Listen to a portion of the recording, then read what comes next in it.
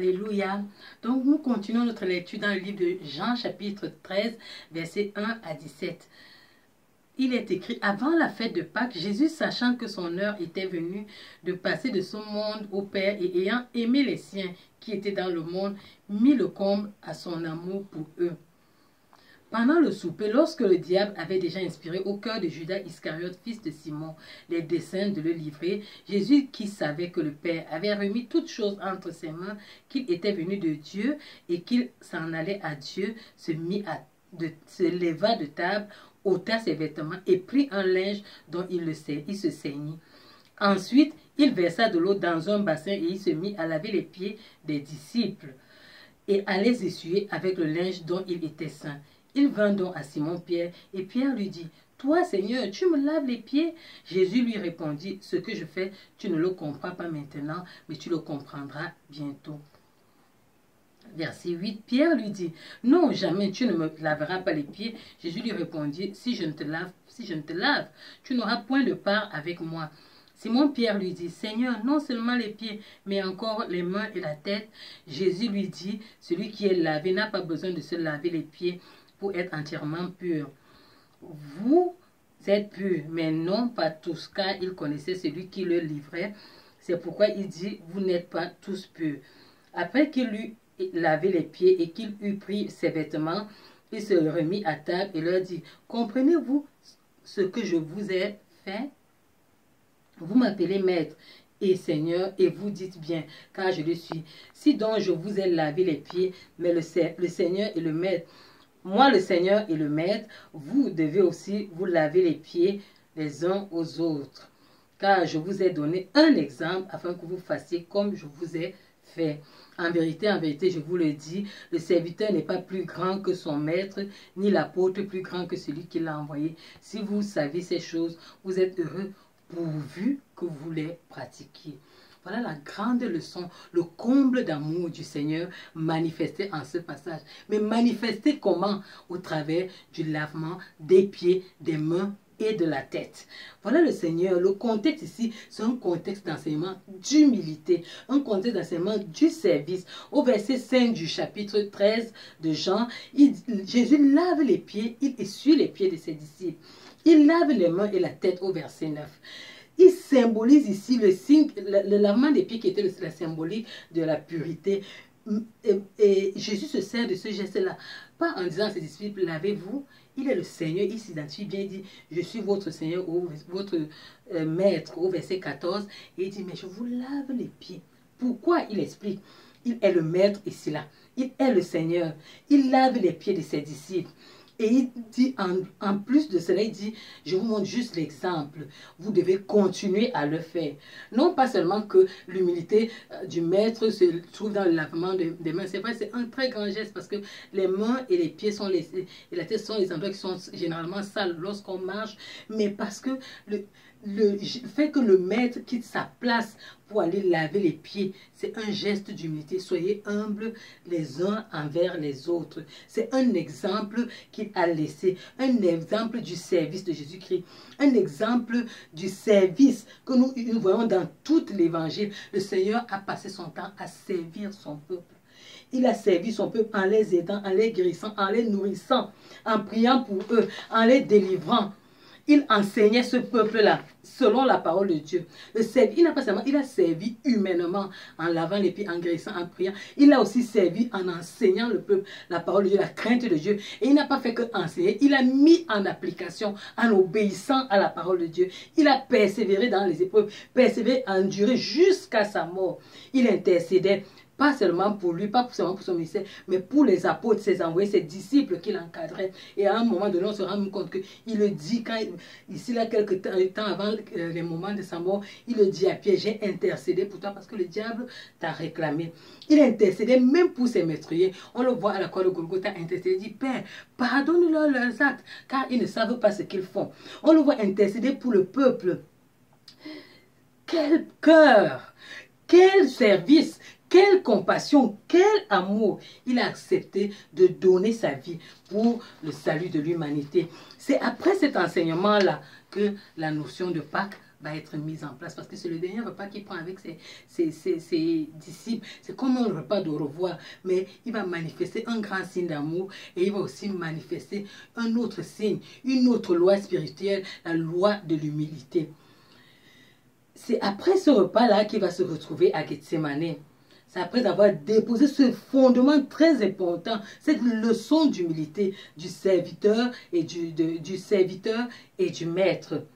Il va faire comme une restauration parce qu'au ciel, l'orgueil était entré dans le cœur du diable. Il s'est rebellé contre Dieu et il a cru qu'il était déjà élevé en autorité. Il voulait que les anges l'adorent. Il ne savait pas que la loi qui régnait, c'était la loi de l'humilité. Et que le service n'était pas une notion d'orgueil. Le service était une notion de grandeur selon le ciel. Alléluia.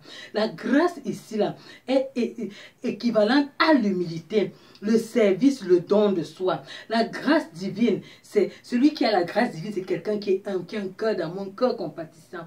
Cela est visible dans tout le service du Seigneur Jésus. Pas de signe d'orgueil. Il a restauré une loi brisée, une loi qui était dans le ciel et qui doit être ici là sur la terre.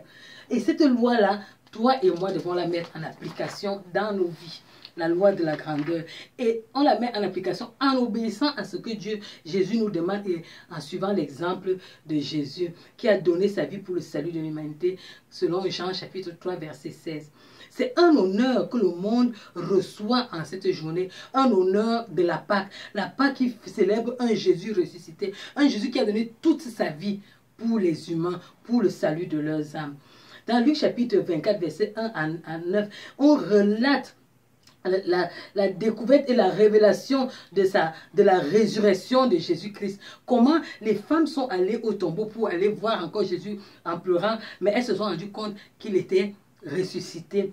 C'était le triomphe de la croix sur le mal. C'était le triomphe de la mort sur la vie. Alléluia. C'était la victoire de Dieu. La plus grande victoire de l'histoire. Après donc avoir été battu, humilié, insulté, tué, agressé, Jésus-Christ a été enterré dans la terre. Mais la loi de la terre qui avait été impure n'a pas pu retenir celui-là qui était pur. Parce que son obéissance, la crainte de Dieu qui était en lui, la pureté qui habitait en lui, la terre, elle a rejeté à cause de ces choses, de ces fondements. Parce que Dieu est éternel. C'est les lois éternelles qui vivaient en Christ. La loi de l'Esprit de Dieu qui vivait en Christ n'ont pas pu retenir la terre. La terre est la création de l'Esprit de Dieu, dont l'Esprit de Dieu ne peut pas habiter dans la terre. Ça a relâché notre Sauveur qui a été ressuscité. Alléluia. C'est cette loi de l'obéissance là que le Seigneur nous a donnée. La loi de la grandeur que nous devons mettre en application dans nos vies.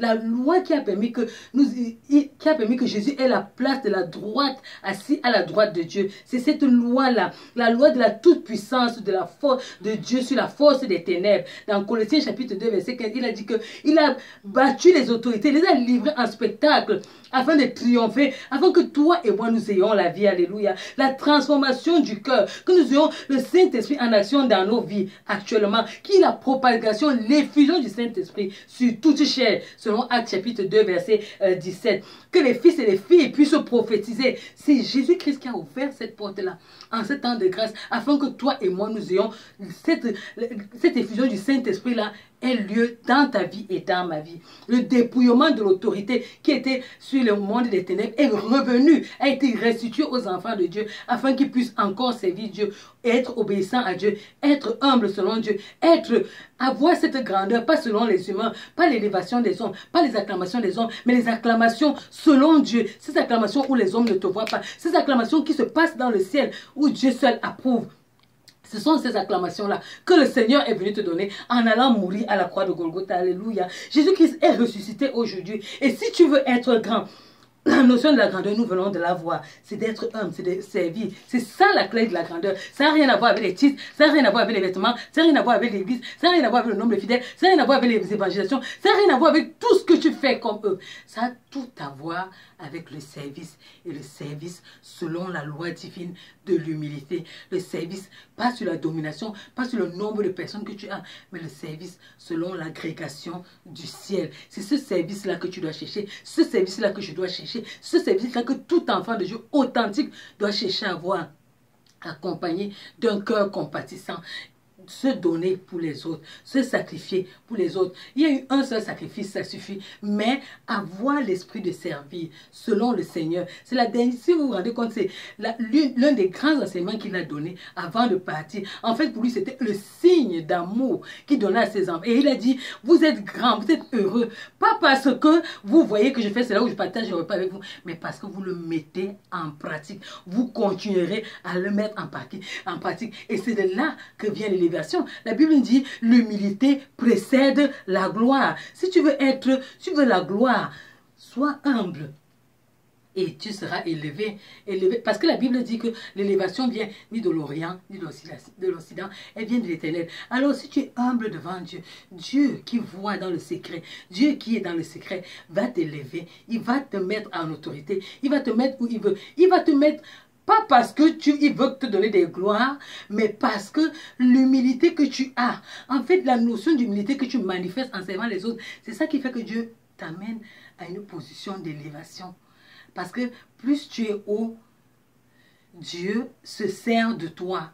Plus tu te sers Dieu, Dieu t'élève. Moins tu sers Dieu, Dieu ne t'élève pas. L'autorité, les autorités même qui sont élevées selon les hommes, que les hommes acclament aujourd'hui, on voit les autorités, aujourd'hui t'acclament, demain ils ne t'acclament pas. Pourquoi? Parce que la notion qui s'aligne avec l'autorité, tu l'as mise à côté. Cette notion-là, c'est Dieu qui la donne. C'est la notion d'humilité. Jésus-Christ a été humble. Regarde son ministère, on le fait 2000 ans plus tard. Parce qu'il a appliqué la notion de l'humilité. Et c'est Dieu, c'est l'œuvre de Dieu qui fait qu'il continue à être célébré jusqu'à maintenant. On voit cette notion d'autorité-là, d'humilité-là en David. Pourquoi Dieu dit que David est l'homme selon son cœur? Parce que David était humble.